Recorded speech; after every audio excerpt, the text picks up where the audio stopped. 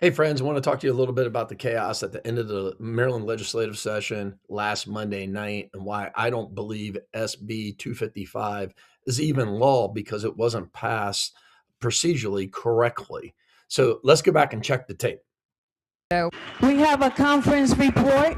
It is Senate Bill 255. The clerk will read the bill and the conference report. Senate Bill 255, Voter Rights Act of 2026, Counties and Municipal Corporations, Amendment Number 1. Recognizing the floor leader. Thank you, Madam Speaker. The House is receded to the Senate version of this bill.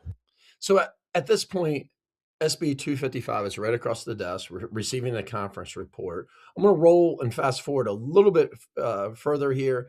At one point, the speaker calls Delegate Ryan Naraki. 55 is on third reading and final passage. Madam Any Speaker? debate? Madam Speaker, thank Go you. ahead. Would the floor leader rise for a quick question? Just real quick. I want to understand. So she calls on Delegate Naraki, and he asks a couple questions on the bill. Let's fast forward a little bit further. Okay, thank you. Speaker. Yes. I'd like to call the previous question. No. Right here, Delegate Dana Stein stands up and he calls the previous question. Even though there's other members already standing on the floor that should be recognized, Speaker calls on Delegate Stein to move the previous question, which ends debate. But I want you to watch what happens here. Chaos breaks out. We're upset because they're not following the rules appropriately. But watch the board. No. So we got Here. We are standing. We're being recognized here, Madam Speaker. I'm standing on this bill. We debated this thing. We are being recognized here on this bill. Debate bills, not call the previous It's not question. debatable. Previous question is not debatable. The question before the House is to move the previous question. All those in favor signify by saying aye. Opposed? No. So right there, we call a roll call vote, which is a roll call to move the previous question on Senate Bill 255. But I want you to watch what happens. You must take a roll call vote. Clerk will call the. The clerk flips the bill to SB 141 and moves the previous question on a bill that's never been called across the desk.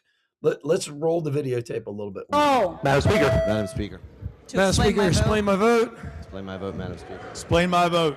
Explain my vote. Explain my vote, Madam Speaker. Okay. The clerk will call the roll. It's a courtesy. Madam Speaker, explain. Madam Speaker. So we're asking to explain our vote. And one reason why all this chaos is broken out is we don't really know what bill we're voting on. They called 255, but it's SB 141 on the board, moving the previous question on a bill that's never been read across. Okay. There being 89 votes in the affirmative. To explain our vote. Senator 141 must receive a constitutional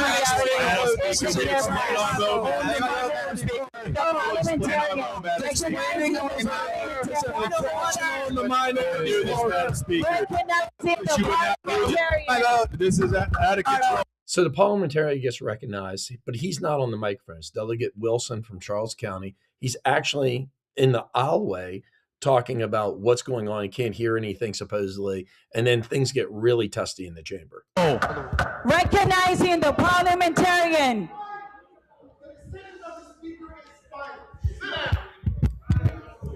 Recognizing the parliamentarian. We can explain our vote. You sit down. You don't tell us to sit down. You sit down.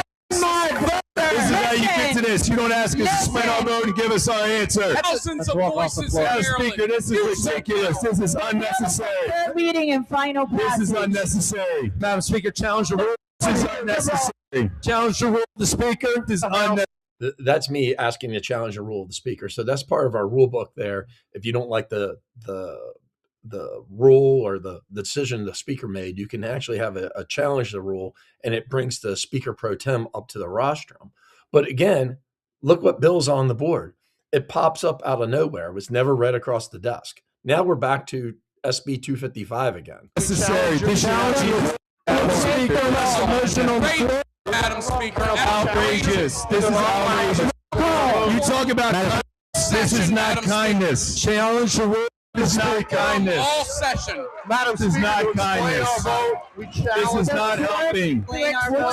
This is not humility and kindness. Come on This is and not kindness. Madam Speaker. Explain my vote. That's not how you act, Madam Only Speaker. 91 votes in the So there's only 19 votes against this bill because literally nobody in the chamber knew what we were voting on. SB 255 is back on there. I've never seen a situation where they bring a bill to the floor. It's impeded by another bill, moved a previous question on a bill that was never read across the desk, and then out from nowhere comes the bill before back. So we had at least a couple votes here before 255 was thrown up on the board and it was never read across the desk. Let's roll the tape a little bit more.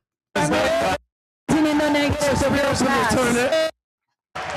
Explain her vote. This is ridiculous. You should be real proud of yourself. All of you should be real proud of yourself. Report how Real proud of yourself. the clerk will read the bill in the conference committee report. The clerk will read the bill in the conference committee report for Senate Bill 141.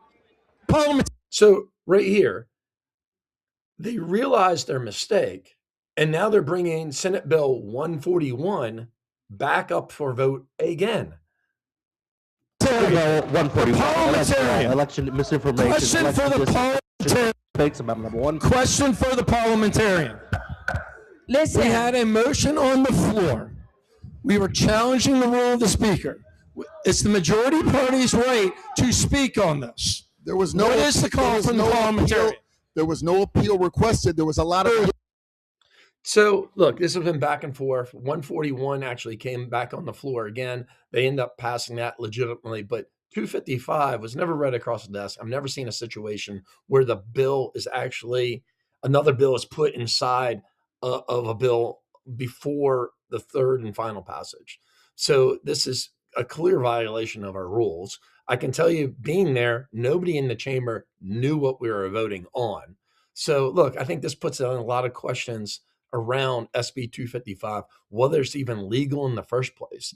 And this is what happens when you have really one party rule and they're bringing a bill dealing with election integrity and disinformation to the House floor during an election year at 11:56 at night on sine die right before the end of the session. They were almost asking for this. So let me know what you think about this process. Let me know whether you think SB 255 is even legal.